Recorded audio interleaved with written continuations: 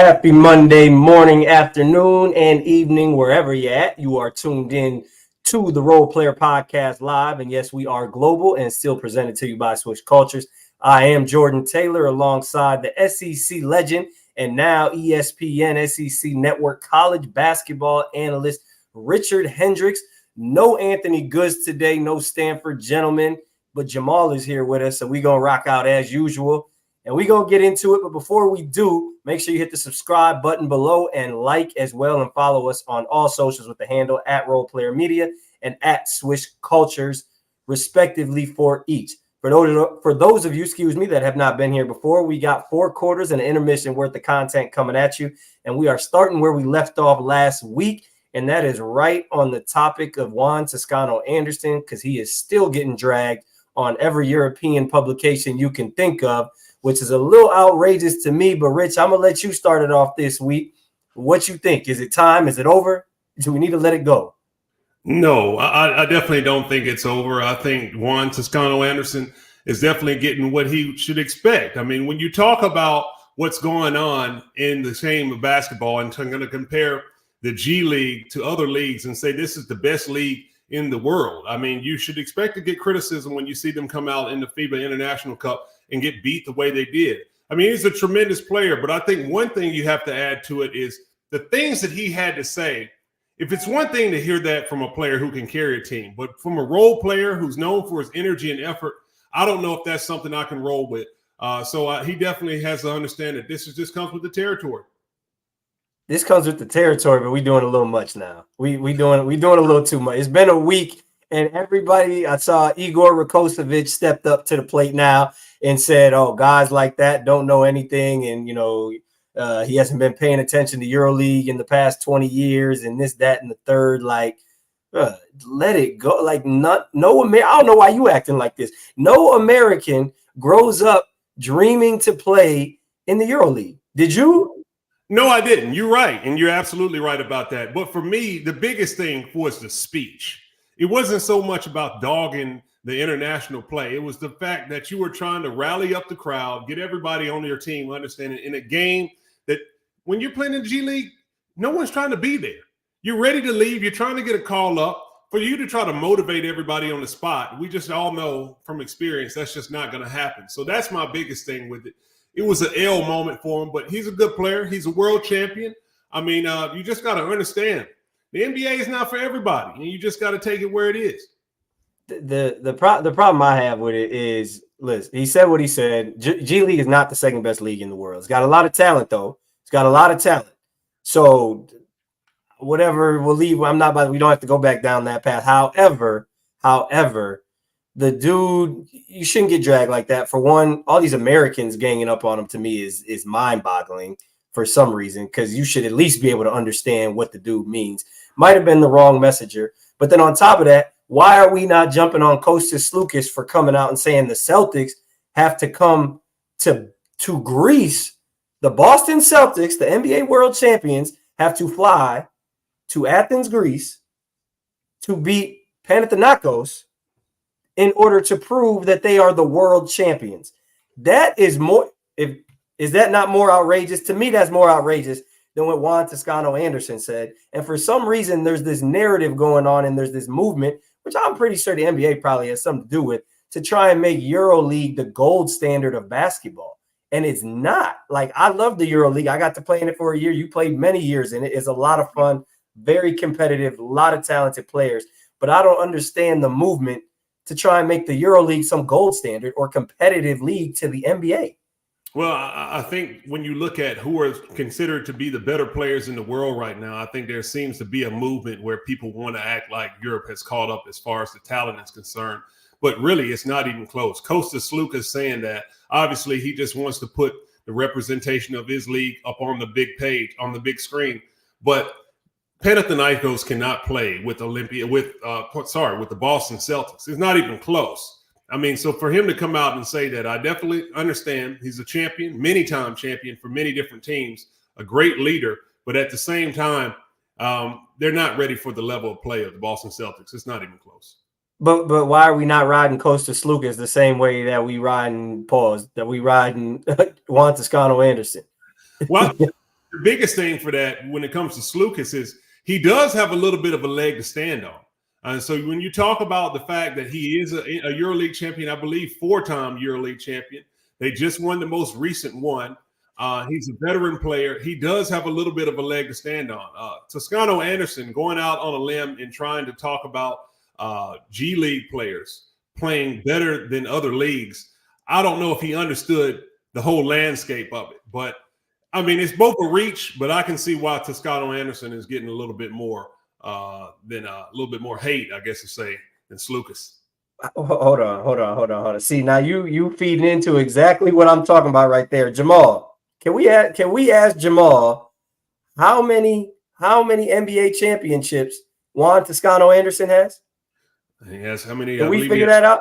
Because I believe Juan Toscano-Anderson is an NBA champion, and you over here talking about Sloukas got a leg to stand on because he's a multi-time EuroLeague champion. Don't Juan Toscano-Anderson got the same leg to stand on as an NBA champion? Isn't one NBA championship weighs more than 4 EuroLeague championships? Yeah, but I don't know. I mean, I do agree with that. Just when you're just talking about that for face value, but Sloukas has won a championship. He's obviously won one with Olympiacos. He comes over and wins one in the first year with Panathinaikos. I believe he won one with Fenerbahce. We all know how difficult it is to win championships in Europe.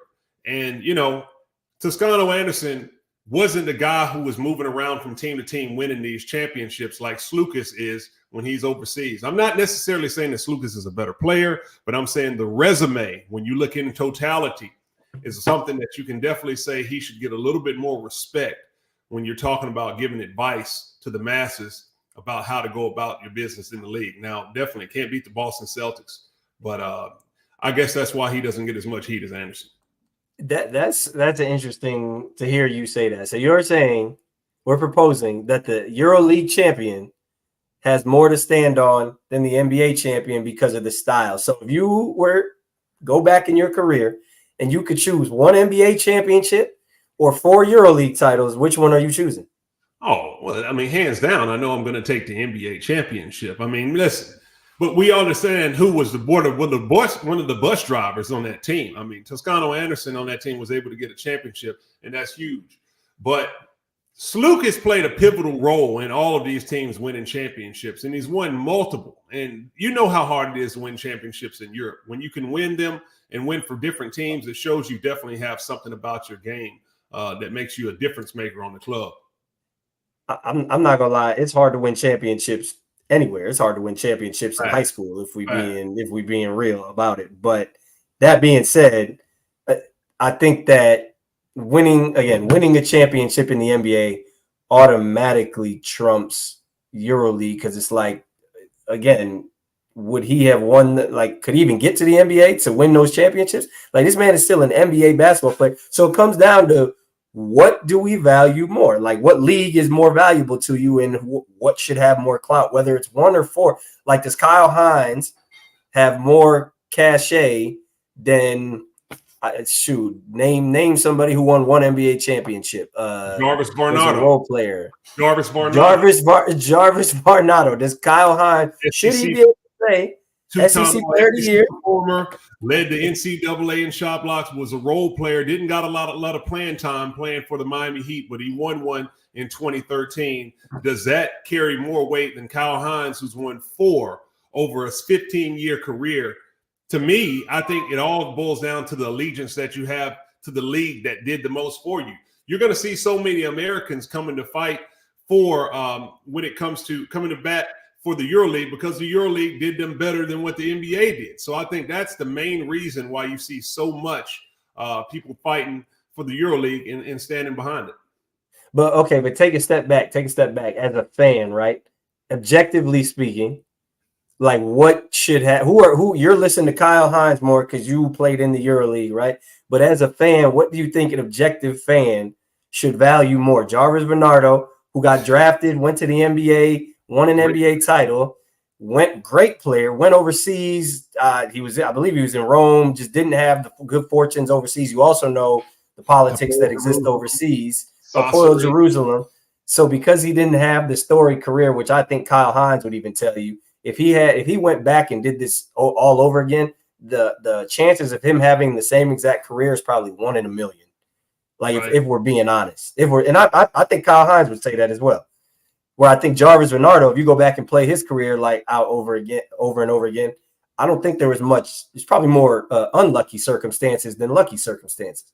I can see that. But for my take, I would say when you're looking at Europe, since most of the players that are going to be on a team are going to play a role because it's more of a team-oriented game, you feel a greater impact when you are part of a championship team. When you're a role player in the NBA, the 12th, 10th, 11th, 12th guy on the team or inactive, you had no impact on that. You were just picked on that team. You were there. But if you're the 10th man on the EuroLeague team, then you probably had a significant impact in that team getting to the championship and actually getting it done because of the game has so much synergy to it compared to a star-led league in the NBA. So I would say that from a European standpoint, it definitely has to carry more weight for a guy to come over and play a significant role in the EuroLeague and win a championship as opposed to a guy who just gets an NBA championship because he's on the roster.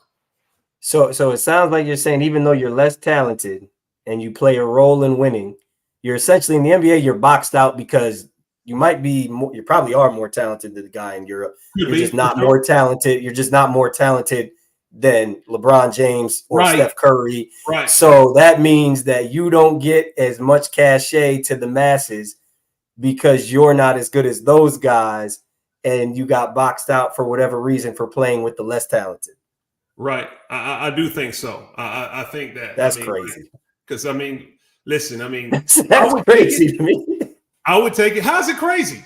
I would take that's crazy. Obviously, when you look at what takes place in the NBA and what you can do for the rest of your life of being an NBA world champion as opposed to being a player that won a EuroLeague title. And I was a guy who won a Euro Cup and was a finals MVP. I don't think people in America really respect that to the degree that people will that played internationally. Had I been on a Lakers roster in 2009 and got a world championship, that can be parlayed to so many things that you can't with the European championship. So, I understand it. But from a respect and a player standpoint, I think I would probably rather, from a player standpoint, play a more significant role on a EuroLeague team than the guy who was just a role player on a team that won a championship. Or a bench player, to be honest. Man. Either I get what you're saying. Either way, I think it's a bit more ridiculous what Sloukas said. The fact that he said, the fact he's talking about that the Celtics have to come over to Europe to prove, like, to me, Panathinaikos got to go to Paris then and beat Paris and prove they're the European champions. Because quite frankly, y'all didn't compete against everybody in Europe. So that's an outrageous statement that to me shouldn't fly under the radar, especially if we sitting here dragging Juan Toscano-Anderson for saying the G League, which I'm assuming has the second most talent, man. But listen, man, we're going to move on. More overseas topics coming at you. A lot of topics overseas. Most recently, Željko Obradović, the legendary coach currently with Partizan, won many titles with Panathinaikos. He said that budgets don't win championships. So now, if you talk about someone who does have clout and someone we should be listening to, I would say on a basketball level in general, this guy has proven that he's won. However, I think that he's won with some of the biggest budgets. So that being said, what do you think about this statement? I don't know if I can roll with that. Obviously, Željko Obradović is one of the GOATs of all, greatest coaches of all time. He's won. I played against his team numerous amount of times, and they're the hardest teams to play against. But at the same time, he always seemed to have a high budget to work with, and he had talented players. So when you do have that, it's hard for me to take that into consideration to say that budgets don't matter because he always had the best players and they were the hardest teams to play. So I can't tell if I can roll with the fact of saying budgets don't matter, but I definitely have the utmost respect for Željko Obradović. Yeah, for me, I think that budgets definitely do matter. I think that what's unique to Europe is that a guy making $1.2 million a year, quite frankly, probably isn't that much more talented or better than the guy making $500,000 a year or $600,000 a year.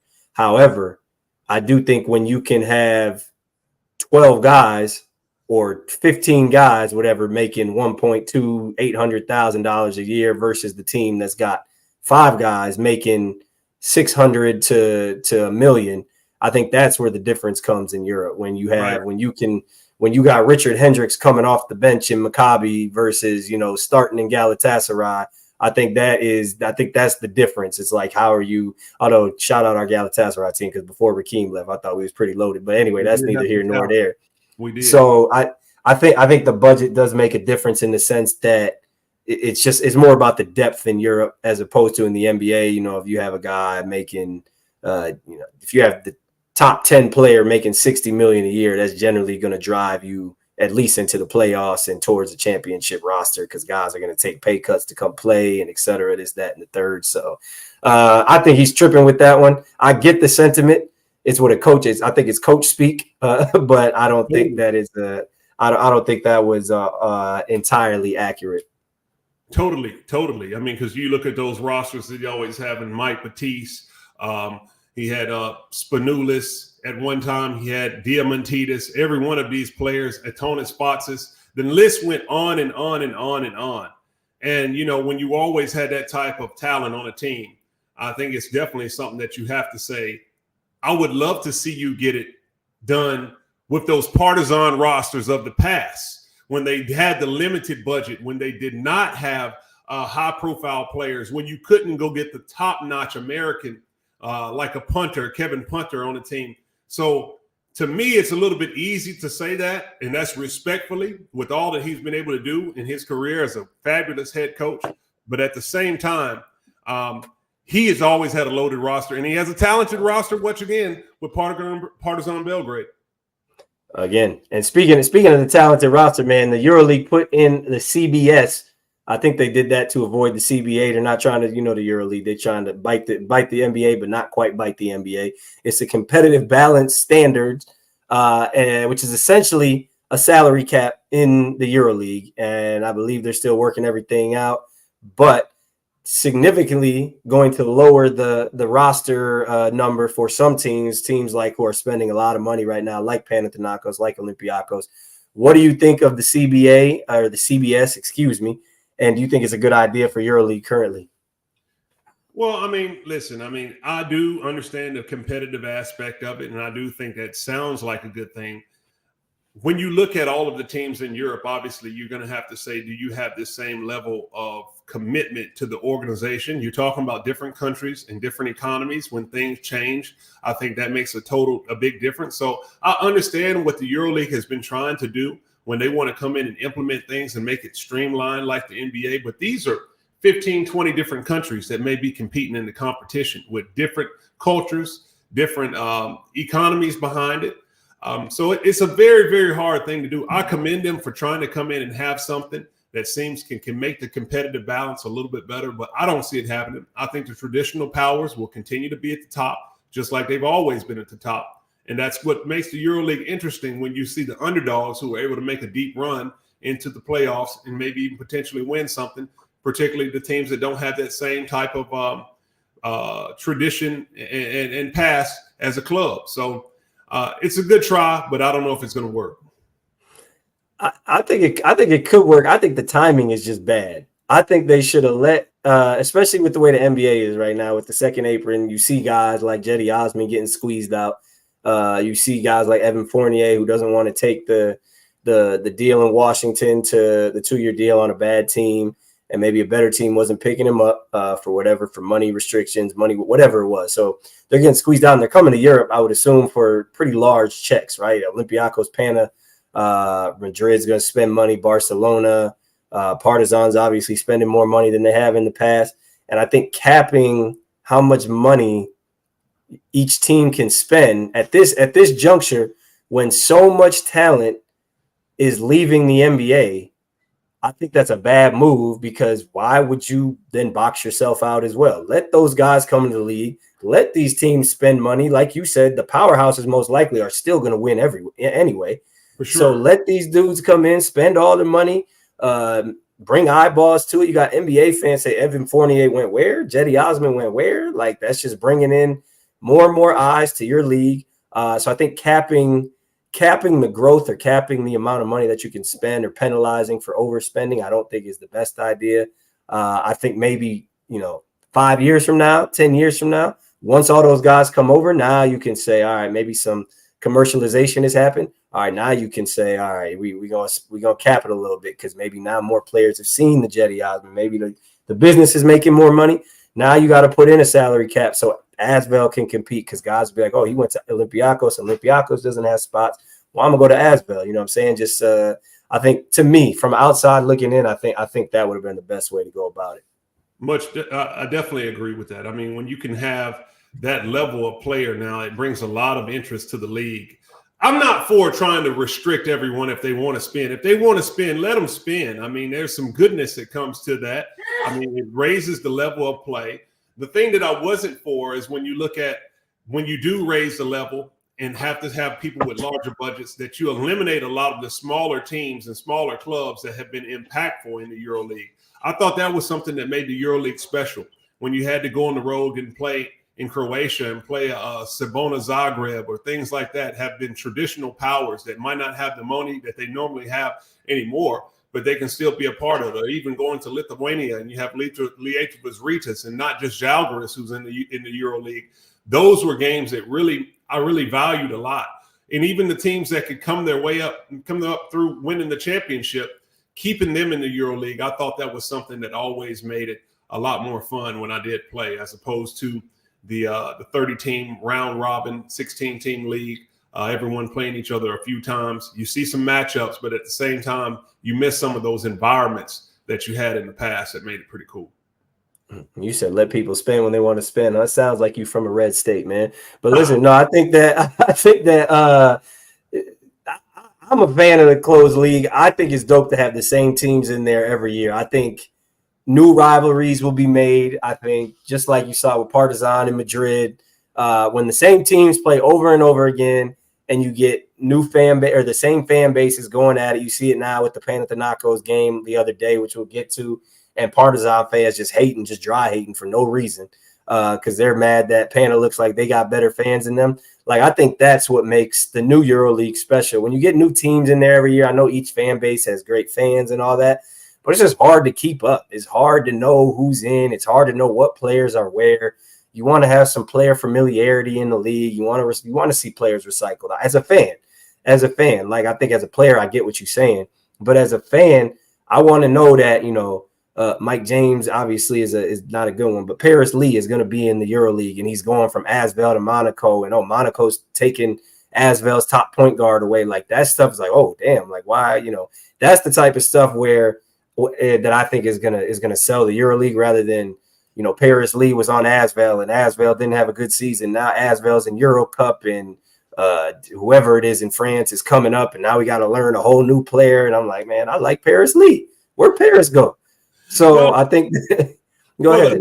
I think the good thing about that was the fact that when you did have more teams in the league and when you were in the group phase, is that you did have guys who stayed with their team. They didn't have to have as much player movement to get the notoriety. And if you're from a country that doesn't have as large of a league, maybe you're a one-bid league, a one-bid country that has a team that always wins. Now you have a chance that you can definitely always be in the EuroLeague and at least in the group stage have some exposure. So I kind of see like guys end up losing a lot of jobs when you kind of lower the amount of teams that get to be in it.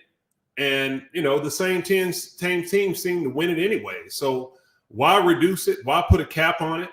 I don't know if that's the thing to do. It sounds good, but when you're dealing with so many different countries and so many different economies and so many different cultural impactful things, I think it just makes it a challenge to really get this done.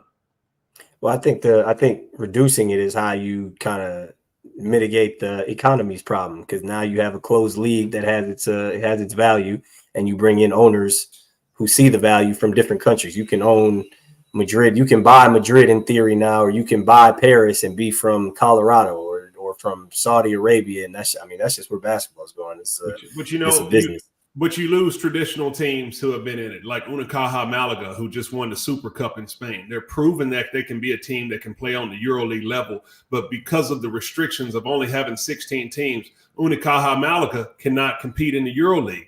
It's been a while since they've been in it, unless they were able to get up by winning the Euro Cup. But for not having that license just because you have a restricted number, I think you have a few clubs who are really good and some that I quite frankly played for. A Lokomotiv Kuban being another one, with the Russian teams not being able to compete in it right now. But that was a level of team that had a lot of talent that could compete in the EuroLeague, that you cut them out when you reduce the number. Well, I think those, as you grow, the number of teams will come back up, like just like any league. As the league grows, the expansion, and the nice thing about Europe is not even an expansion team. These teams already exist. The structure's already is there. It's really just about inserting them back into the league, which is, I mean, really is pretty easy when you look at how, other leagues have to do it compared to the NBA, WNBA, whatever it is, American sports, where you got to, start up a new franchise, get into a new city that didn't exist. So I think they're in a good spot. I don't agree with lowering the salary cap, but the number of teams, I think they're good as of right now. And I think they'll get back into it. I think also that we need to touch on Unicaja Malaga was the team that everybody was making fun of Juan Toscano-Anderson for. So if they're a EuroLeague team, then I also think that's a reason. Well, that's a pretty good. I said that. I believe I said that. I wish we could go back. Jamal, you got the clip, man. We said they've been together for 3 years. They're a good team. Like, that's not just because they lost to them is not an indictment on Juan Toscano-Anderson. But we're not going to get back into that unless you got something you want to add real quick. No, definitely a good team, but more so they are organized and respected organization in those teams. I think when you don't allow them to be a part of the best league, I don't know if that makes your brand better. Fair enough. Moving in, man. We got halftime coming up real quick, and we're going to check in on the entertainment side. Kyrie Irving was in China recently. I don't know if you saw the video on Instagram. I know you've been busy with soccer and all that. Did you see the video? I didn't see it. You had to update me. Oh, man. They was taking jerseys and just throwing them at Kyrie, like literally hitting him in the face with a jersey, and he was signing it, taking it, signing it, throwing shoes at him, throwing everything at him. Like, it was one of the crazier autograph videos I've ever seen, and Kyrie seemed to be loving it. He didn't have his shirt on. He was out there grabbing everything, signing it, throwing it back. And it's just, I guess it just begs, man, like, how dope is Kyrie? How far has he come as personality-wise? I feel like he's to me, he's one of the most lovable players in the NBA now in basketball. He's definitely made a comeback. I mean, when you have the takes that he had, and obviously you break away from the king, a lot of people are going to be critical of what you had to do. But for him, seeing that he's able to team up with Luka Doncic, he gets back to the NBA Finals. He's obviously showing that he can be a really good teammate. It's not just the fact that he was such a really good player that everybody loved. Now he seemed to be winning the people over, which is good. You don't want to see these guys turn into villains and they didn't do anything to be a villain. And I don't think he did anything. He thought he was making a good decision by going over to Boston, where he was from or had some ties, thought he could do something there, wanted to be the man on the top level team, and it didn't work out. But it's good to see him. Everybody always loves a good comeback story. I thought I think it goes back into your point too of that we've talked about before, not today, but about maturity and taking guys who are older. Like even Kyrie, he's had all the success in the world on the court, but his maturity as he's gotten older, like any normal human being, has only come along further. So I think if he would have, I would have liked to see him stay with Bron a couple more years and then try to make the jump to try and lead his own team. And I think that would have really changed the narrative, would have changed his career. I think you would have seen different things from him. But again, that goes back into the conversation of taking guys at 18 and just pushes their trajectory along, which I think in this case, it did hurt Kyrie in a sense. Obviously still made a ton of money, won a championship, but I think it did hurt his career a little bit in his development. Yeah, I mean, he has definitely achieved everything there is in the sport. If I'm not mistaken, the rookie of the year, he was also an all-star game MVP. He's been a many-time all-star. He's been in the Olympic Games. I mean, anything that you can say that there was to achieve in the game of basketball, Kyrie Irving has done that. But, some of the things that he's been doing off the court and also his ability to not get it done on what it would seem to be like star-studded teams, his popularity seemed to take a little bit of a dip with some fans. But at the same time, it's always good to see him make a comeback because he's a generational talent and his creativity is something that is truly unique and special to the game. No doubt. This is the Role Player Podcast live, presented to you by Swish Cultures. I'm Jordan Taylor with Richard Hendrix. No Anthony Goods this week, but Jamal is with us. We just passed halftime, moving into the third quarter, and it's my favorite topic of the week. It is the role player of the week, and we're doing something a little different this week. We had a super dope event out in Athens, Greece at Panathinaikos Stadium. 40,000 Panathinaikos fans showed up for a preseason tournament. Is this the greatest? As a matter of fact, we need to just sit there and watch that. Like outdoor, open air stadium. Man, the fans going crazy. You might as well turn the volume on. You got the volume for that? Let's give them a little peek. Let's let them hear into that.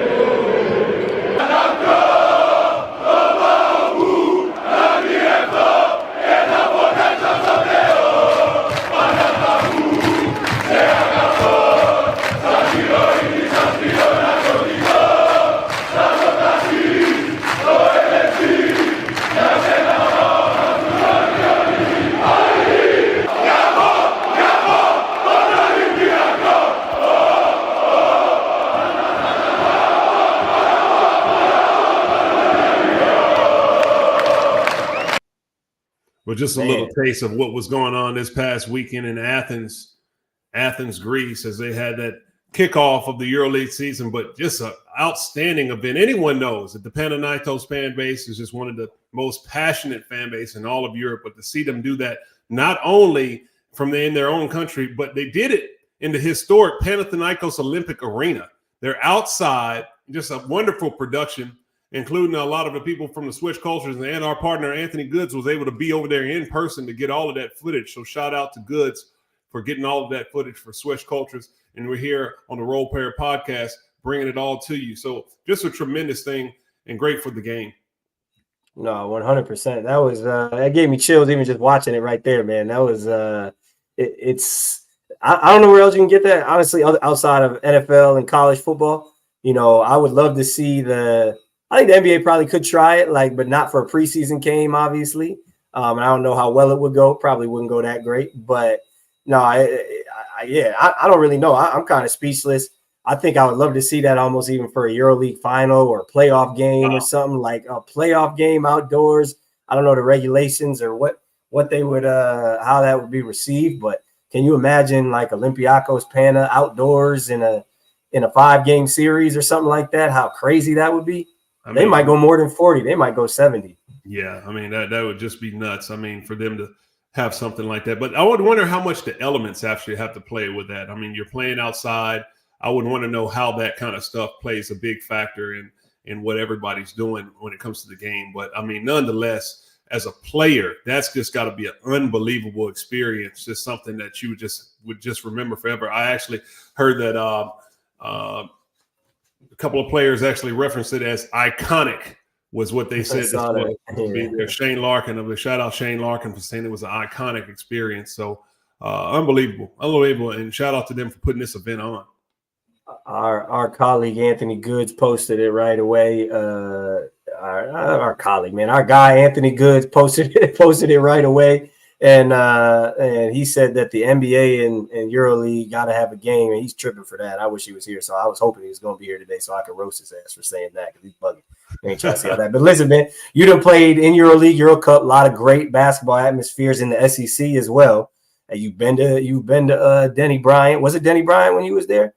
Bryant-Denny Stadium. Denny. Sorry, my bad. Roll Tide. Just took down the Wisconsin Badgers. I don't know if you know of someone who might have played for that school. No. Yeah, man. I had I had Bama minus 16. That was free money. Listen, it was free money. Anybody that didn't have it, I was trying to give it away. But no, man, what's the most what's the best basketball atmosphere you played in or seen? And who do you think the top 5 fans in Europe are? Oh, I definitely have to say I have to say Maccabi fans, Maccabi Tel Aviv. Obviously, I played there.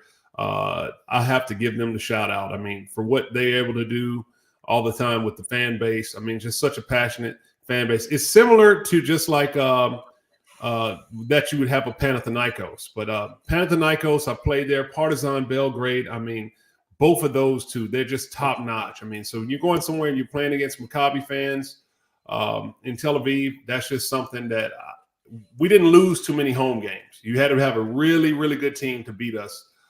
So that was just something that I had to say that was a special environment to be a part of. what's the top 5 atmospheres you played in, and American atmosphere included? Actually, hold on. Before you do that, I do want to, like, the Maccabi fan base. When I went to Maccabi, that was probably the coolest thing. Singing the Israeli national anthem a cappella is probably I would tell people to go on vacation just to see that. Like that's almost like going to see the Eiffel Tower or going to see the Coliseum. Like that's one of the coolest thing. I know probably not the most popular thing to say right now, but I think that's probably one of the coolest things I've seen and been a part of. Zalgiris is a great arena to go play in. Those fans they do a great job of mixing up kind of a entertainment environment and a European environment. They got an NBA arena, but European fans. So I think those two probably for me are at the top in Europe. But yeah, and Partizan, obviously. When I was at Asvel, we were at the bottom of the standings by the time we went to Pana, so we didn't get the full experience. But yeah, top five atmospheres that you've played in or been a part of. Partizan Belgrade, I'll have to put them number one. It was definitely something where the fans at Partizan, it's not a kid-friendly environment to be there. Partizan Belgrade, I have to say, Panathinaikos has to be number 2 behind that. I mean, we played those Maccabi Panathinaikos series that I was involved in. They came down to game 5s, last-second shots. I mean, so it was just pressure-packed. I got to put Maccabi up there. Obviously, I didn't play there on the road, but I could feel the presence that teams had to play against us in those environments. And they helped us win so many big games that we need, especially in those big playoff runs that we had. Those would have to be 3. I will have to say, Zalgiris Kaunas. I mean, that's a really good one to have too. The national pride that teams have when there's one strong team in that country where everyone is going to be more so for that team makes a big difference. So I would have to say, like I said, Partizan number 1, Panathinaikos number 2. Olympiacos had a good fan base, but the stadium that they play in, the people are so spread out that you don't feel them like you do when you're playing at Oaxaca. Maccabi Tel Aviv with their fan base, Zalgiris Kaunas, and I'm probably going to say another one that was coming up that actually is now a really good team now, but Red Star.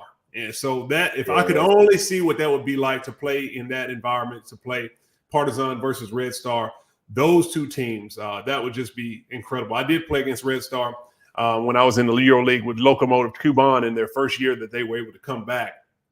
And that was an electric atmosphere. But for many of the years, they didn't have the same fan base. For some reason, the fans might have protested against the organization when it came to basketball. But those 5, if you're playing there, you're going to enjoy playing basketball for sure.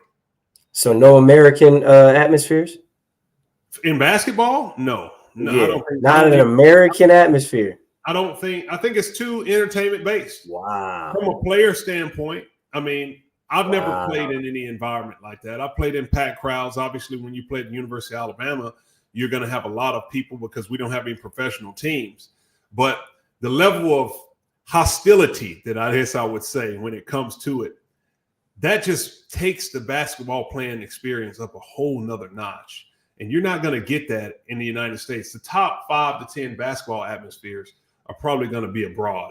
I'm just going to be honest. I'm gonna have to disagree with you respectfully. Oracle, the old Oracle Arena, you got it. I went there in a regular season game. When Russell Westbrook, I know you did, and I went there, but I went there for a regular season game when KD and Russ were going at it right after KD had left, and that was probably one of the most electric arenas that I've ever been in my life. The Boston Garden, I went to in 2018 when the Cavs, game 2 of the Cavs versus game 1, Cavs versus Celtics, was a crazy environment. I also played at the Boston Garden in college, even though it was a neutral site game. It's just something about that arena where even half the fans were Syracuse, half Wisconsin. And there's something about that arena that is just iconic, electric, all of that. So I know that's 3. I didn't get a chance to play again in Partizan. They weren't EuroLeague when I was there, and we never played them in Euro Cup. I did play against Red Star at start. But I would say Maccabi's in there. I would say Partizan's in there from observation. But I think you got to put Oracle in there. Oracle is different. But Oracle in there, and you could see it on TV too when LeBron was in there. The Game 7s, 2016 Cavs, like I know it's probably smelled like weed in there. It was probably loud as hell. Like it's just something about playing. It was little, it was dirty. It was right across the street from the Coliseum. So I probably put Oracle in there. I probably would put the Garden in there. One of them, the Knicks or Boston Garden, got to be in there when it's rocking. And then to break the tie, because I'm American, I look at you. Look at this dude. Look at dude. You had to put up the picture of you in Oracle. Man, where's the picture?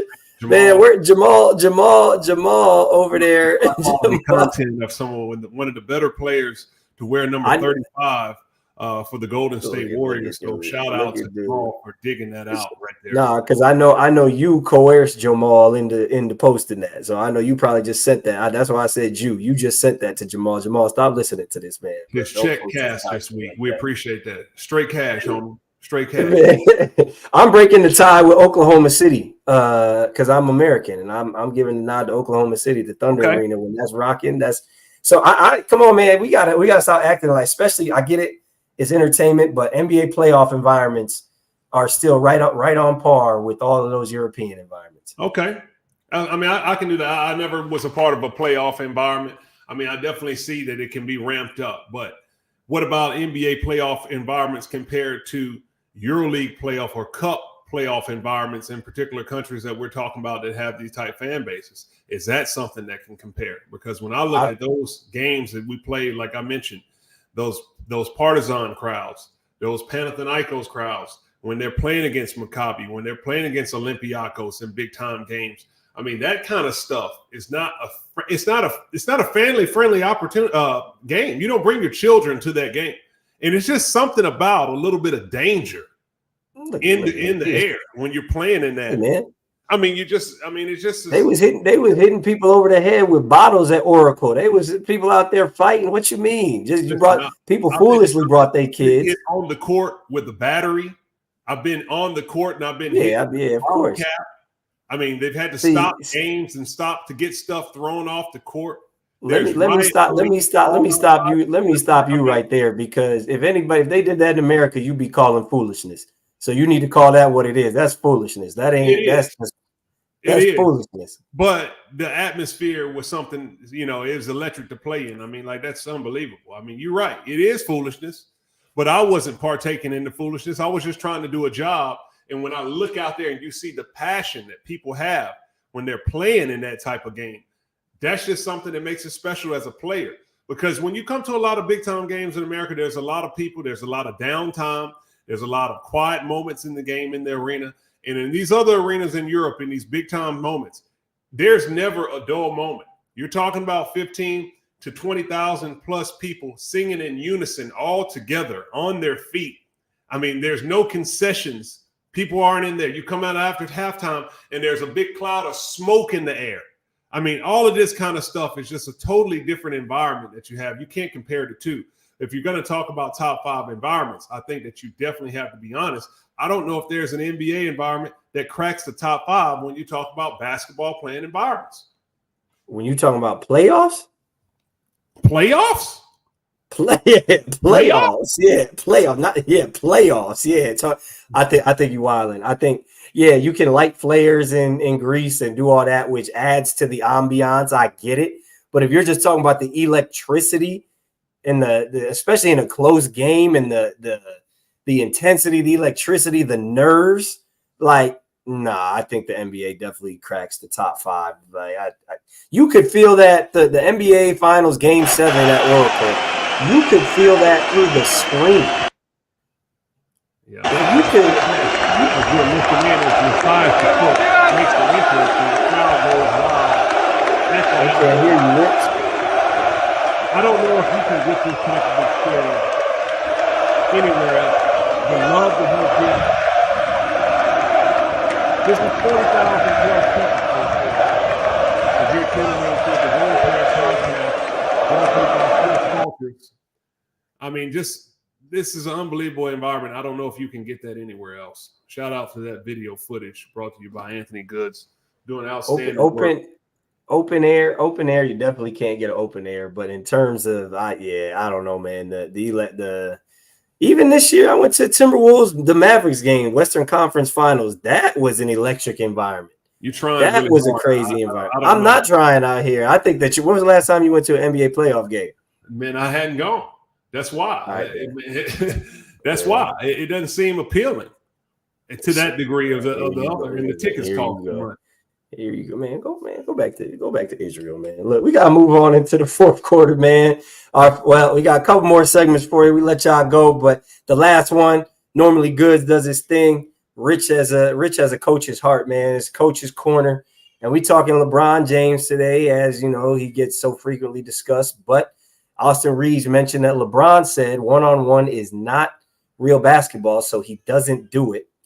So for you, Rich, I know you love the team, I guess the more 5 guys touch the ball environment.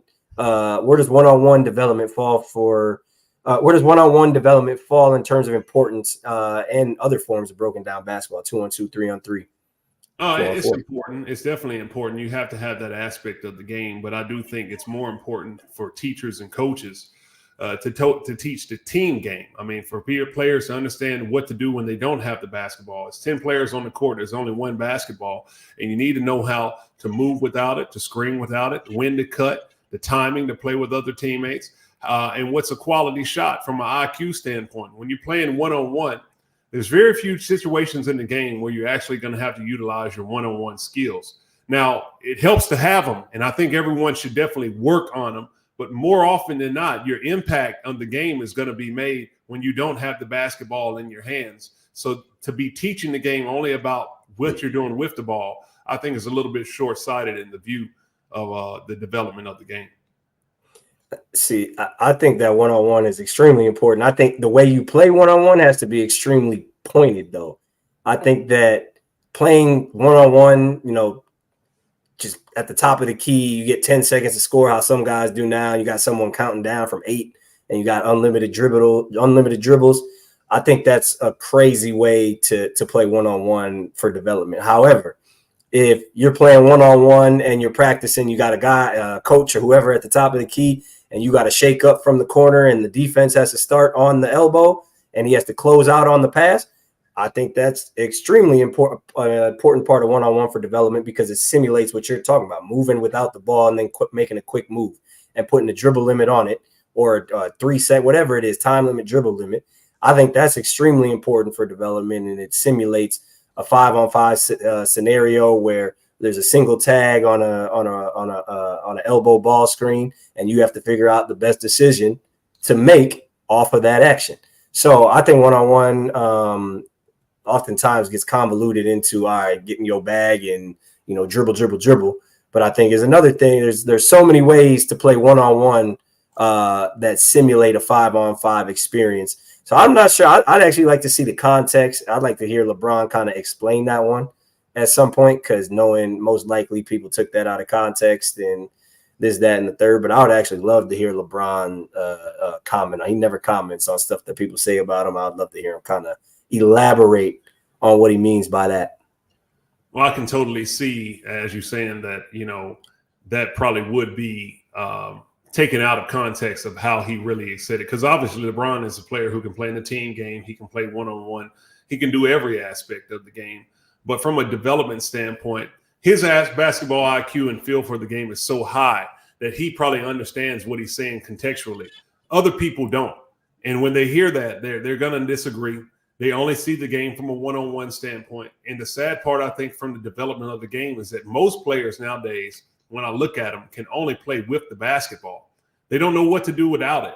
And in a pick-and-roll heavy game with a lot of high guard usage, I think that makes it even more difficult, especially when you start talking about traditional big men. They're a dying breed. You don't see anyone that knows how to play with their back to the basket, that can make a quality move, that can make the proper read with the ball in the post. And I think that's something that's a little bit of a shame that you see that leaves the game. And I would like to see it make its way back. Point guards are a dying breed too. Traditional point guards and right. Big men, which I mean, you look back, I think a lot of those, if you go back into Partizan and some of the great teams of old in Europe and in the NBA are built kind of around a great point guard and a great big man. And then you get, you know what I'm saying? And then you get into, you know, you got your scorers, and obviously, you know, you have your Kobe's and MJ's, but even all those teams had like Luke Longley was a good big man. Ron Harper was a good point guard. BJ Arndt, like so on and so forth. Whereas now you don't have, you know, all those guys are extinct. So it's interesting, man. The evolution of basketball. I know that people say is often cyclical. I'm interested to see where it's going. If I had a crystal ball just to see exactly where basketball will be 10 years from now, I think it's harder to tell now more than ever, which I think to your point is a little bit of a shame. But we will see. I know you might say basketball played out and you might just stop watching altogether, huh? Oh man, like if you talk to a lot of the older guys, that's how they feel about it. I mean, when you really look at the old heads, they think the game has changed so much that it's not even watchable. And I can understand it. I mean, because when you teach it from a standpoint of trying to have the team game, trying to have a lot of ball and player movement, a quality shot being something where you're not shooting threes often and early and people trying to get a piece of the paint, working it around multiple possessions, I can see how the game can now seem to be a little bit unwatchable. And the lack of physicality from big guys. You're letting players off the hook when you have a lot of bigs who are not able to go down low and try to get a closer shot to the basket, potentially draw a foul, and put some pressure on the defense. So I can understand totally why an older generation would say this is not the game that they grew up playing and they don't understand it, and even question if the new style is effective. 1,000%. 1,000%, man. We'll leave it right there, man, and get into Paycheck, Rain Check, our final segment. This is the Role Player Podcast presented to you by Swish Cultures. And this is the premiere segment that Anthony Goods normally does, but I will take it today. Unless you want to do it, Rich, you ain't never done it before. You want me to take it? Go for it, Jay. Go for it. Bring us home. Come on. Paycheck, rain check, man. And today, somebody's paycheck is taking a rain check, and it is Adrian Wojnarowski, who voluntarily is retiring from the public snitching industry, and he's going to head to St. Bonaventure to be a GM, which is interesting. Interesting move. St. Bonaventure, this is his alma mater, had a great career, 7 years at ESPN, an amazing NBA writer, always at the forefront of topics and giving news. And obviously we all know the Woj Bobs and what they've brought over the years. But what do you think this says about the basketball world, man, to have an NBA insider leaving to be a college basketball GM? Well, I think that it's more so, you know, the standpoint of that there's a need in college basketball to have a general manager and to have someone who's been a reporter that understands what players need, maybe has a good mind when it comes to understanding payrolls and putting together a roster. It could be something that after so many years of doing one job, he definitely wants a different, try something different. So I definitely understand to see Woj wanting to get into that and try to do it. But for me, it's like the college basketball game now needing the general manager. He clearly is probably in front of everyone else in the line of seeing the need in his experience that he has as a reporter, probably is going to make him pretty good at the job. Yeah, it definitely is. I'm also wondering what kind of money they're paying out for them GMs over there, man. You know what I'm saying? It's another slot opening up, huh, Jay? Yeah, man. You know what I'm saying? I'm for hire. I'm for hire. You know what I'm saying? I'm not that. I'm an easy guy to work with. I don't need much. You know what I'm saying? But no, it's interesting. I think it's like you said. He obviously probably does have a crystal ball into things like this. And St. Bonaventure, of all places, makes you wonder how much money does St. Bonaventure have and what's their play in the NIL space? Yeah, like what's their play in the NIL space? Or is it just a passion job? That's kind of the questions I'm wondering just from, a strategic and business standpoint. I want to know what exactly they got going on over there. So, hopefully I think that who knows who's going to take his place. Maybe it's Windhorse. I think, hopefully the snitching industry takes a step back from here, but they still got Shams and all that. But who knows, man? We'll see. It's an interesting move and good for Woj, man. Shout out to Woj heading back to the alma mater, man. But that's all we got for him today, Rich. We did it in record time today, 55 minutes, 30 seconds. You got anything you want to add for the people? No, it's been a great show. Listen, continue to tune into the Role Player Podcast. This is where you're going to get all of your exclusive takes on what's going on in basketball all over the world. And you're only going to get the best of footage when it comes here at the Role Player Podcast, brought to you by Swiss Cultures. So back to you, Jay. 1000%, man. And make sure before we go ahead and hit that subscribe button below, hit the like button as well. Follow along on our socials at Role Player Media for the Role Player and at Swish Cultures for everything Swish Cultures. Keep tuning in. We'll be here every Monday at 12 Eastern. And Anthony Goods is not with us, but I'm Jordan Taylor. That's Richard Hendrix. Appreciate y'all. Love, and we'll catch y'all next time.